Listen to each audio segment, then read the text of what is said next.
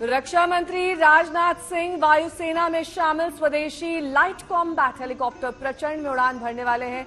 आत्मनिर्भरता की तरफ बढ़ती भारतीय सेना के लिए एक और गौरवशाली दिन है।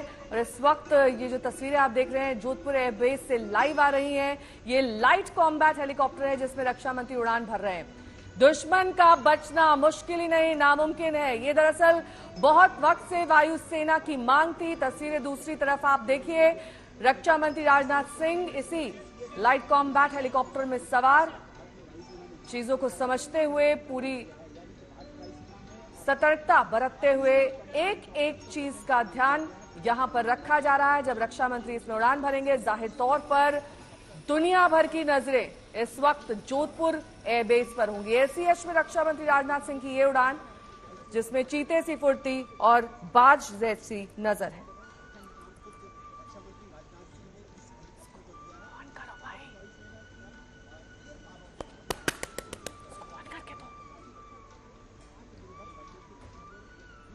जोधपुर एयरबेस से मेरे सहयोगी अभिषेक भल्ला इस वक्त तमाम जानकारी के साथ जुड़ रहे हैं। अभिषेक, देखिए सुबह से ही आप इस गतिविधि पर नजर बनाए हुए हैं, जाहिर तौर पर आत्मनिर्भर हिंदुस्तान की ये बेहद भव्य तस्वीर, लेकिन इस वक्त आप क्या कुछ देख पा रहे हैं और कितना लंबा ये कार्यक्रम चलने वाला है? देखिए, अभी से कुछ देर पहले ही रक्षा मंत्री राजनाथ सिंह ने उड़ान भरी है एलसीएच में लाइट कॉम्बैट हेलीकॉप्टर, जिसका नाम प्रचंड है। तो प्रचंड जो है, हम सबने जो है एक ऐतिहासिक क्षण देखा यहाँ पे, जहाँ पहली फ्लाइट इंडक्शन के बाद प्रचंड की उड़ते हुए हमने देखी और उसमें रक्षा मंत्री थे। और बड़ा लम्हा है ये भारतीय वायुसेना के लिए भी और भारतीय सेना के लिए भी, क्योंकि ऐसे 15 लाइट कॉम्बैट हेलीकॉप्टर की क्लियरेंस अभी तक दे दी गई है। 10 वायुसेना के लिए हैं, 5 इंडियन आर्मी के लिए हैं। हालांकि अभी इंडियन एयरफोर्स को 4 की डिलीवरी मिल गई है, आने वाले कुछ महीनों में 6 और मिल जाएंगे। और जहां तक के भारतीय सेना का सवाल है, 1 हेलीकॉप्टर की डिलीवरी मिल गई है भारतीय सेना को, और इस महीने में ही 4 और ऐसे हेलीकॉप्टर आर्मी को भी मिलेंगे। लेकिन एचएएल जो कि मैन्युफैक्चरर है इसका, उन्होंने साफ कर दिया कि उनके पास क्षमता है इसकी मैन्युफैक्चरिंग को बढ़ाने के लिए, और 3, 4, 5 साल में 150 हेलीकॉप्टर बनाने की क्षमता है। इसके लिए अगर उन्हें 30 हेलीकॉप्टर हर साल भी बनाने पड़े तो एचएएल पूरी तरह से सक्षम है। और अगर ऐसा हो सकता है तो ये बहुत बड़ी उपलब्धि होगी नेहा, क्योंकि फिर जो पुरानी फ्लीट है मी-35, मी-25 हेलीकॉप्टर्स की, जो कि रशियन ओरिजिन के हैं, वो पूरी तरह से फेज आउट हो जाएंगे। और क्योंकि लाइट कॉम्बैट हेलीकॉप्टर काफी यूनिक है, क्योंकि चाहे तेज तपती गर्मी हो रेगिस्तान की 50 डिग्री की, या फिर 16,000 फीट पर -50 की टेम्परेचर हो, एलसीएच में वो क्षमताएं हैं। और इसीलिए जो माउंटेनस वॉरफेयर के लिए इसमें कैपेबिलिटीज हैं, ये इसकी वजह से और कॉम्बैट हेलीकॉप्टर से बिल्कुल अलग है।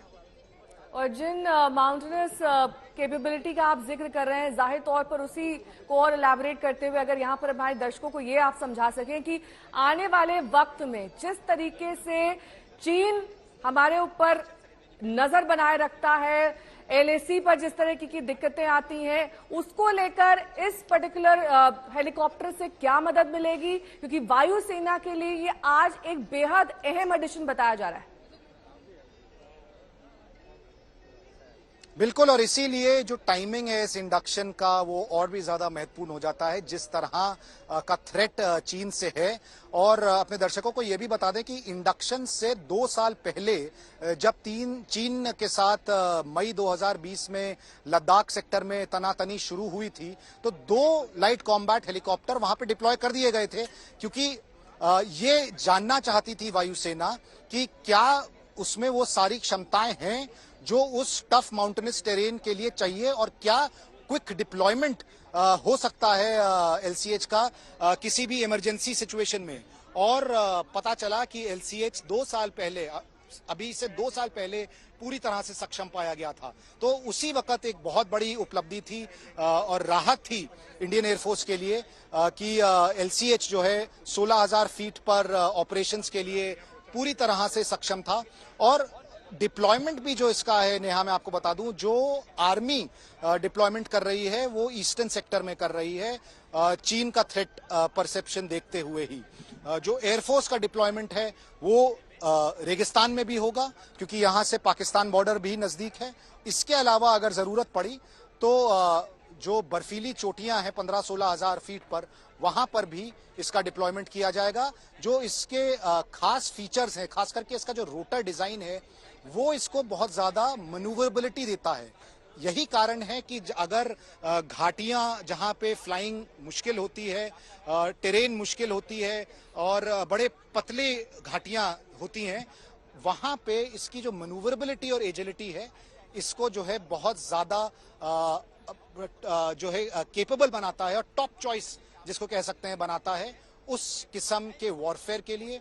एंटी टैंक वेपनरी जो इसमें है, पहले हेलिना जिसको कहते थे, हेलीकॉप्टर नाग मिसाइल, उसका जो अपग्रेडेड वर्जन है ध्रुवास्त्र, वो इसमें होगा। इसके अलावा 48 रॉकेट जो है कैरी करने की क्षमता है।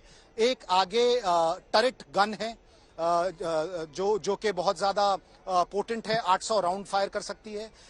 जो हेलीकॉप्टर का कॉकपिट है वो पूरा शीशे का है, ग्लास कॉकपिट है, कैनोपी जो है, उससे जो विजिबिलिटी है वो भी बहुत ज्यादा बढ़ जाती है। तो ये फीचर्स एलसीएच को काफी यूनिक बनाते हैं और यही कारण है कि जो पायलट्स हैं जो इसको उड़ाएंगे वो काफी ज्यादा उत्साहित हैं, एक्साइटेड हैं और कह रहे हैं कि इस तरह का हेलीकॉप्टर, कॉम्बैट हेलीकॉप्टर उन्होंने पहले नहीं उड़ाया।